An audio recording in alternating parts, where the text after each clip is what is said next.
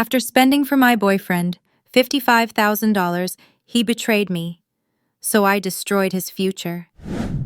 I heard the whispers before I saw them. That's the problem with working in a newspaper. Everyone thinks they're the one breaking the story, never realizing they're actually the headline. I was standing by the copy machine, hidden behind a half wall of filing cabinets, when I heard her laugh. It wasn't just any laugh, it was the kind that belongs in the back room of a bar at 2 a.m., intimate and full of secrets. "You're terrible," she giggled, her voice syrupy sweet. "Only with you," Theo replied, his voice low. Familiar, painfully familiar. I froze, paper still warm in my hand. As they rounded the corner, my fiancé, Theodore Morris, had his arm wrapped around Melissa from marketing, his fingers playing with the ends of her hair in that absent-minded way he used to touch mine. They didn't see me. They were too wrapped up in each other, in whatever private joke had her pressing her hand against his chest like she had the right to touch him there. I slipped away before they noticed, my heart hammering against my ribs so hard I thought it might bruise. 3 years. 3 years of loving him, supporting him, believing in him. 3 years and $55,000 of my money quietly funneled into his bank account for tuition, rent, and emergencies. 3 years of keeping my real identity, my family's legacy at this paper a secret, just to make sure his love for me was genuine. And now this. My name is Coraline Peterson. I'm 28 years old, and until 5 minutes ago, I thought I knew exactly who I was and what my life would be. Now I'm not so sure about anything, except that Theodore Morris is going to regret the day he ever thought he could play me for a fool. I met Theo on his first day at the Peterson Daily Tribune. I remember exactly what he was wearing: a navy blue suit 1 size too big, a tie with a coffee stain he thought no one would notice, and a smile that lit up the entire bullpen. He was 25, fresh out of journalism school, eager and terrified and trying so hard not to show it. "Name's Theodore Morris," he'd said, extending his hand. "But everyone calls me Theo." "Coraline," I'd replied, not bothering with my last name. It wasn't exactly a lie, but it wasn't the whole truth either. If he'd been paying attention, he might have noticed the corner office with Charles Peterson, editor-in-chief, etched on the door. He might have made the connection. But he didn't, and I didn't correct him. That was the beginning of my double life. At work, I was just Coraline. Staff writer. Nothing special. I drove a sensible Honda Civic to a modest apartment on the east side of town. I brought homemade lunches in Tupperware containers and complained about student loans like everyone else. What Theo didn't know was that I could have bought the building where I rented my apartment. He didn't know that the Honda was my choice, not my necessity. He certainly didn't know that Charles Peterson, legendary newsman and owner of the Tribune, was my father. "Why the charade?" Dad had asked me once, when I'd admitted I was seeing someone from work but keeping my identity secret. "Because I need to know it's real," I'd said. Dad had just shaken his head. "Real love doesn't need a test, Cora." But I didn't believe him. I'd seen too many people change when they found out who my family was, what we owned. Suddenly, they weren't talking to me anymore. They were talking to the Peterson fortune and influence, so I hid. And when Theo and I started dating 6 months after he joined the paper, I doubled down on the deception. I kept my apartment even after he started staying over most nights. I made up excuses for why I never invited him to family events. I created an entire fictional life, complete with fabricated financial struggles. And when Theo mentioned his mounting student debt, when he talked about the journalism master's program he couldn't afford, when he sighed over his cramped studio apartment, I quietly fixed it all. "I can't believe it," he'd said, staring at his bank account one morning. "They must have applied the scholarship retroactively. My loans are paid off." I'd smiled into my coffee cup. "That's amazing. You deserve it." Another time, He'd gotten a letter about a journalism grant that would cover his rent for a year. "It's like the universe is looking out for me," he'd marveled. "Or someone who loves you," I'd replied. He'd kissed me then, deep and sweet, his hands framing my face like I was something precious. "I'm the luckiest guy alive to have you," he'd whispered against my lips. I believed him. God, I believed him. Even when Dad warned me, "You can't buy love, Coraline, and if you try, you'll never know if it's real." I thought I knew better. I wasn't buying Theo's love. I was just removing obstacles so our love could flourish without the burden of financial stress. Looking back, I should have seen the signs. The late nights at the library, the texts he'd hide when I entered the room, the way he'd ask about my savings, my family background. Fishing for information I thought he was just too polite to demand. But love makes you blind. And I was blinded by the future I'd imagined for us, Theo becoming a star reporter, me eventually taking my place in the family business, us building a life that combined both our dreams. The engagement came last winter. He'd proposed in the Tribune's empty bullpen at midnight, surrounded by the gentle hum of the newsroom equipment. "I want to build something real with you," he'd said, kneeling before me, a modest ring in his trembling hand. "Something that lasts." I'd said yes through tears, believing with my whole heart that this was it, my perfect love story. 3 months later, I'd overheard my father talking to Roger Simmons, his managing editor and closest friend. "The Morris kid is playing her," Roger had said. "He's been seeing at least 2 other women on the side." "Do you have proof?" Dad had asked, his voice tight. "Enough to run a story if he wasn't dating your daughter." I'd walked away before they could continue, telling myself Roger was wrong, that he'd misinterpreted something or was confusing Theo with someone else. I didn't want to believe it, so I didn't. Until today. Until I saw them with my own eyes, standing in the women's bathroom, staring at my reflection. I made a decision. If Theo wanted to play games, I could play too. But unlike him, I knew exactly how to win. For the next 2 weeks, I became the world's greatest actress. I smiled at Theo like nothing had changed. I kissed him good morning and good night. I listened to his stories about the pieces he was writing, the connections he was making, the future he envisioned for himself in journalism, but in secret. I watched, I followed, I gathered evidence. Melissa from marketing wasn't the only one. There was also Vanessa, a waitress at the cafe across from the Tribune, and Rachel, a graduate student in his program. Each one thought she was special. Each one, I discovered, was helping Theo in some way. Melissa was recommending him for prime assignments. Vanessa was giving him free meals when he was short on cash. And Rachel was practically writing his graduate papers. None of them knew about the others. None of them knew about me, his fiancée. And none of them, I was certain, knew that he was systematically draining each of us emotionally, professionally, and financially. "You seem different," Dad commented over our weekly dinner at his place, a tradition we'd maintained even during my independent phase. "Quieter." I pushed salmon around my plate. "Just tired." He studied me, his editor's eyes missing nothing. "Did you ever verify what Roger told you about Morris?" I set down my fork. "Why would you ask that now?" "Because you look like a reporter who's found a story she didn't want to write." I didn't confirm or deny it. I just changed the subject, asking about the paper's quarterly numbers. But Dad knew. He always knew. The following day, an envelope appeared on my desk. Inside was a USB drive with a sticky note in Dad's handwriting, "Your choice."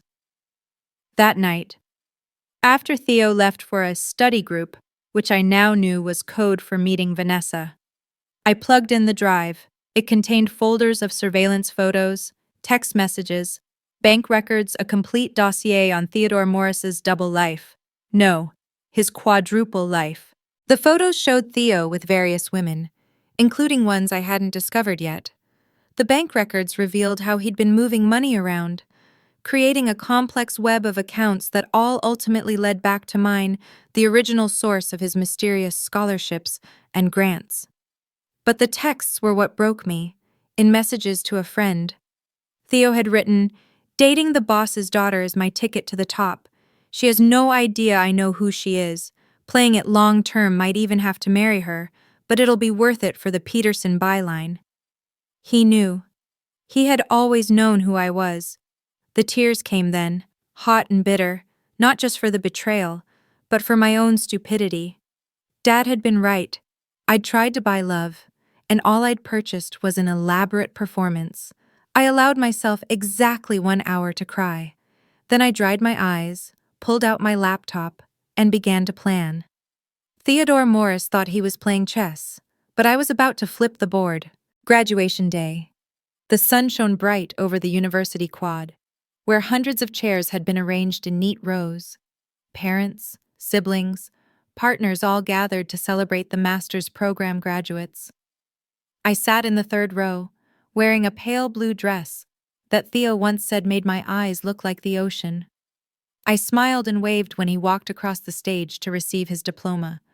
I applauded with genuine enthusiasm, and when he found me in the crowd afterward, I threw my arms around him with all the joy expected of a proud fiancé. "You did it," I exclaimed, kissing his cheek. "We did it," he corrected, his arm sliding around my waist. "I couldn't have done this without you, Cora." For once, he was telling the truth. Without my $55,000, he wouldn't be standing here in a cap and gown, beaming with pride. Without my generous spirit, his words, he wouldn't have had the freedom to focus on his studies and his networking and his other women. "I have a surprise for you," I said, taking his hand. "There's a graduation party. For you." His eyes lit up. "Really, where?"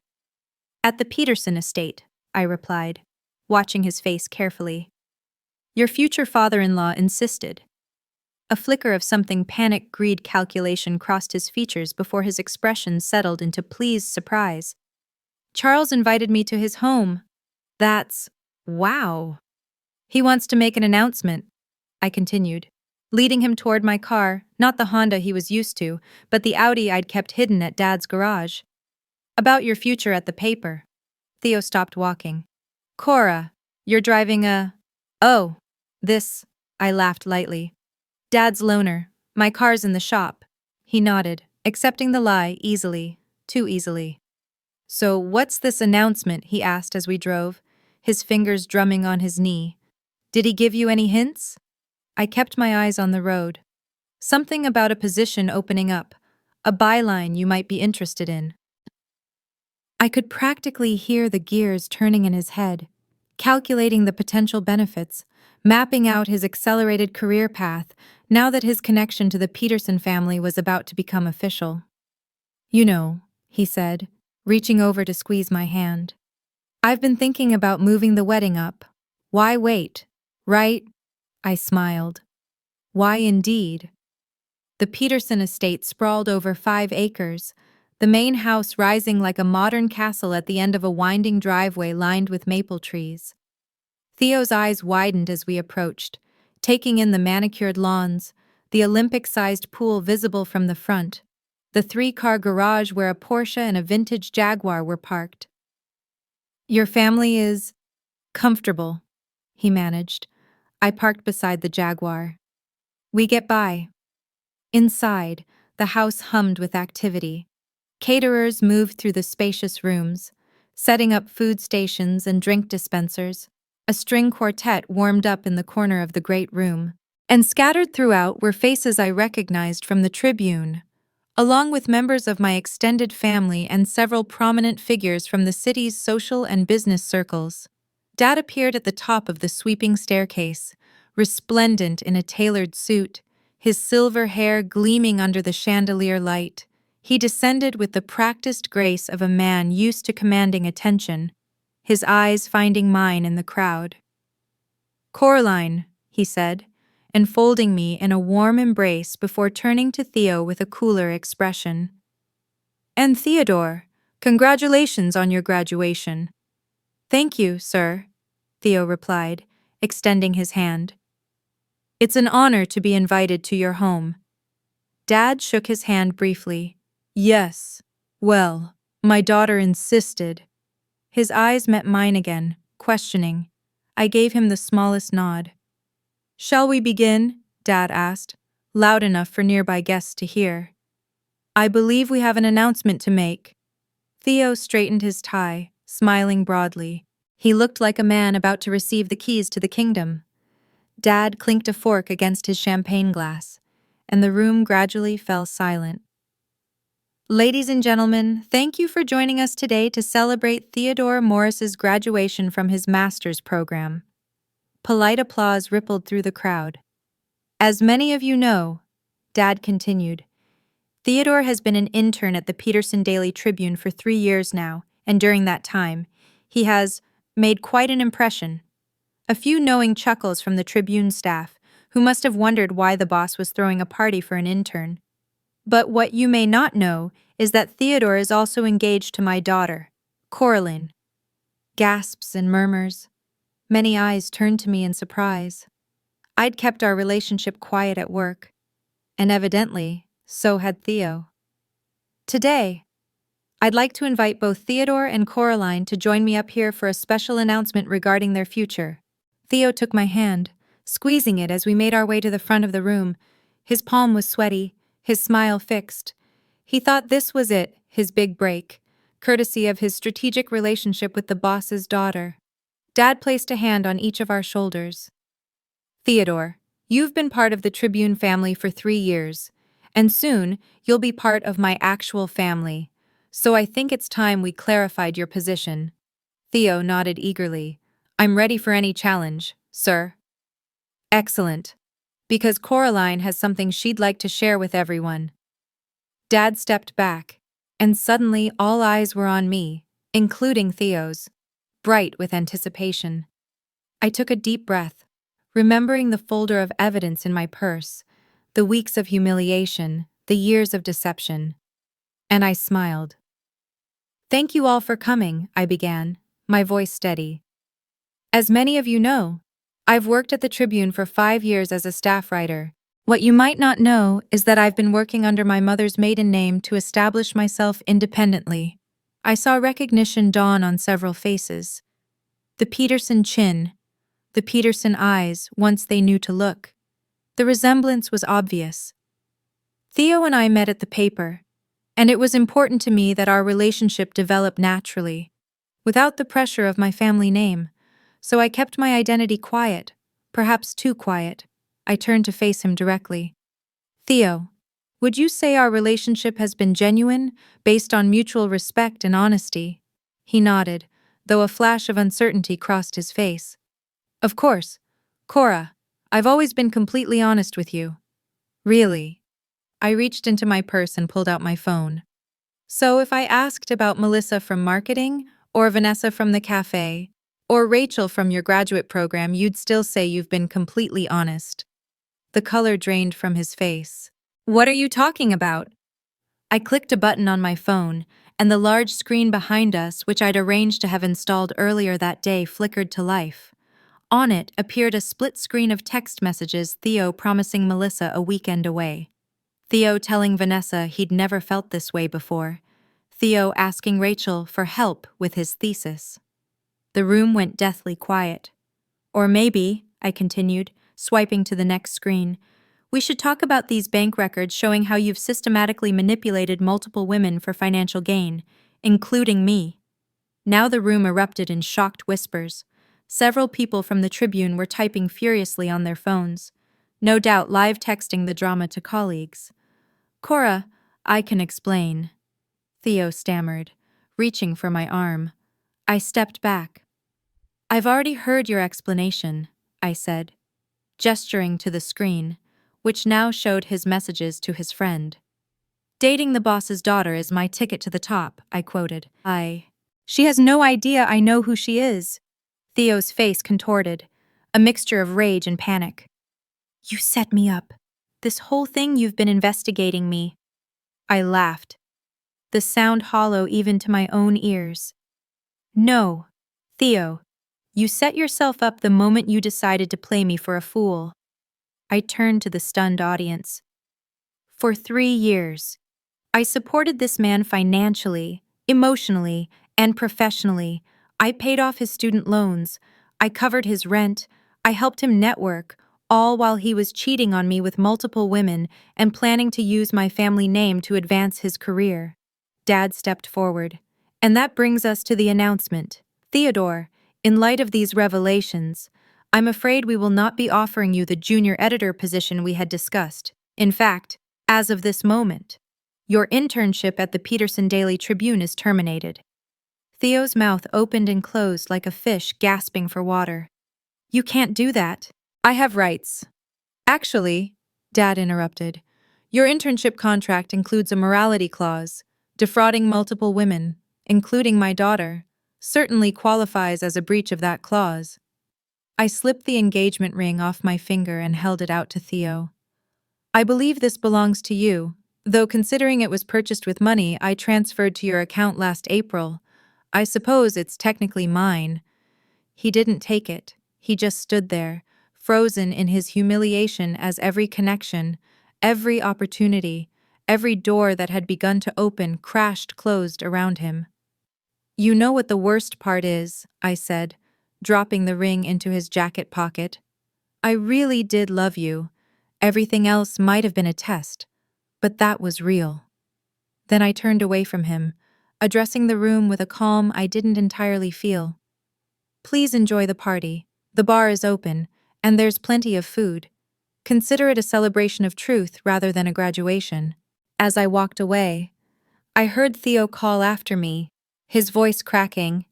Cora, please. But I didn't turn back. I'd already given him 3 years of my life. He wouldn't get another minute. I felt Dad's presence beside me before I saw him. We were standing on the terrace, watching as the last guest departed and the catering staff packed up. Theo had been escorted out by security an hour earlier, still protesting, still trying to explain. You okay? Dad asked, handing me a glass of whiskey. I took a long sip, letting the liquor burn a path down my throat. I will be.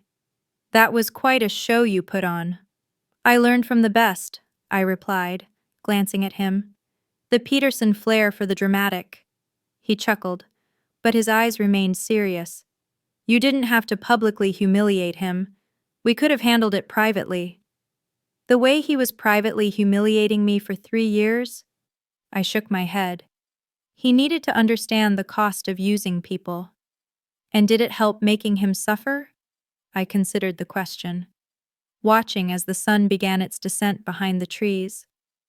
It didn't fix what he broke, I said finally. But it reminded me of who I am, who I've always been, underneath the lies I was telling myself. Dad nodded, understanding in his eyes. Coraline Peterson, daughter, journalist, force of nature. I'm sorry I didn't listen to you, about not needing to test love.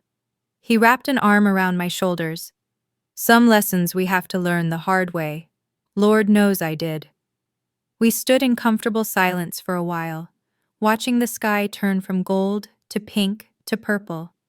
Eventually, Dad spoke again. Roger's retiring next month. Managing editor position will be open. I raised an eyebrow.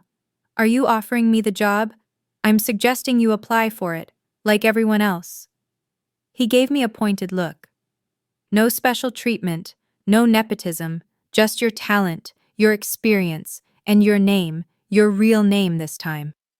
The thought was both terrifying and exhilarating. No more hiding, no more pretending to be less than I was, just me, standing in the full light of my identity and abilities. I'll think about it, I said.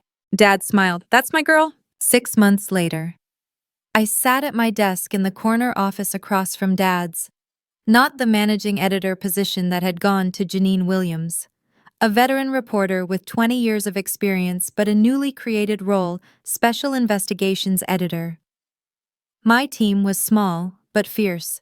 dedicated to uncovering the kinds of stories that made powerful people uncomfortable. My first major piece had been an exposé on financial manipulation and emotional fraud, inspired by but not specifically about Theo.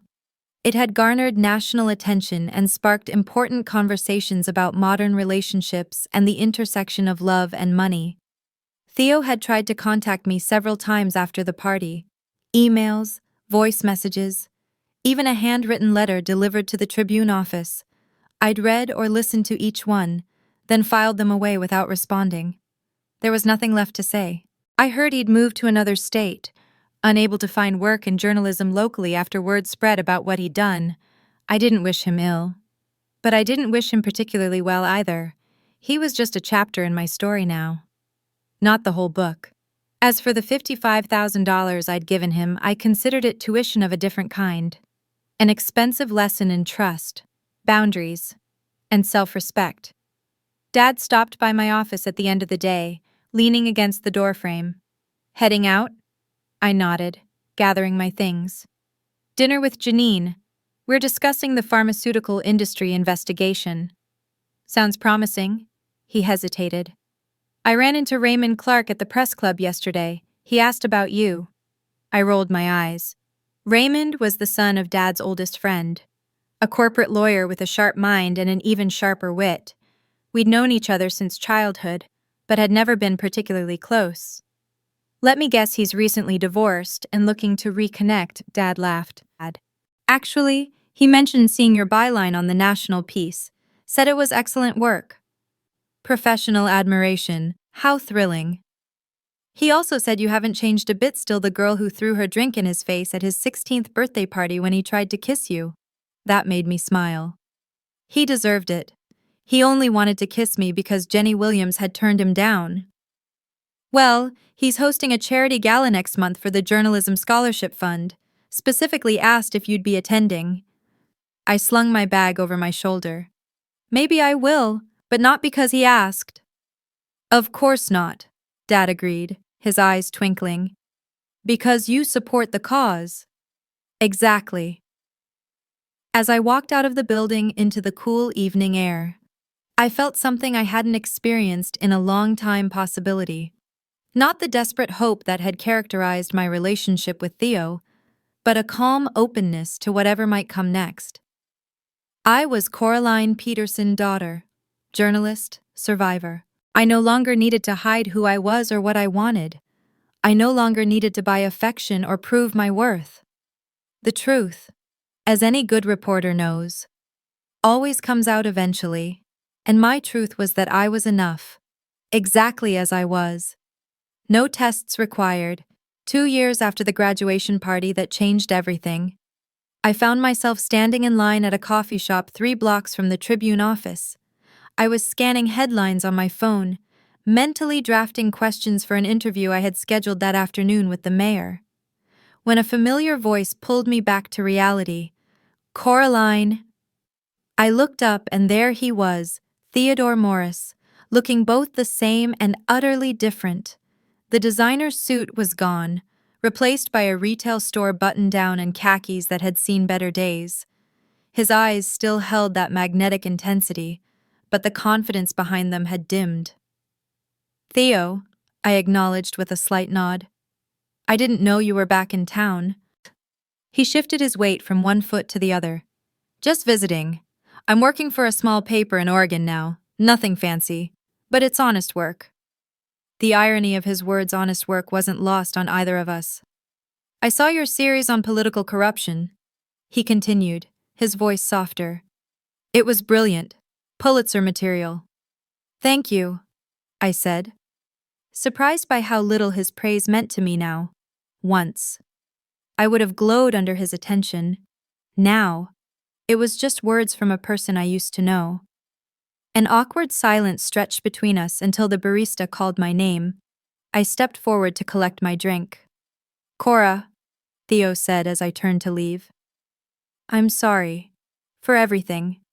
I know it doesn't change anything, but I wanted you to know that.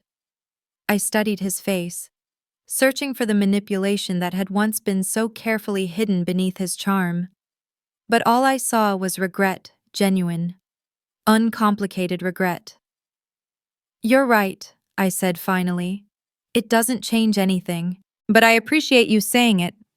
He nodded, accepting the boundary with a grace I wouldn't have expected from the old Theo. You look happy. I considered this. I am, not because of what happened, but because of who I chose to become afterward. As I walked out of the coffee shop into the bright morning sunlight, I felt no residual anger, no lingering pain, just the quiet satisfaction of having faced my past without letting it define my present. Back at the office, Dad was waiting in my doorway, a familiar twinkle in his eye. Raymond called again, asked if you'd consider having dinner with him this weekend. I laughed, setting down my coffee. Tell Raymond if he wants to ask me out. He can do it himself. He knows where to find me. Dad grinned. That's what I told him. Also said you'd probably say no. You never know, I replied, surprising both of us. I might say yes.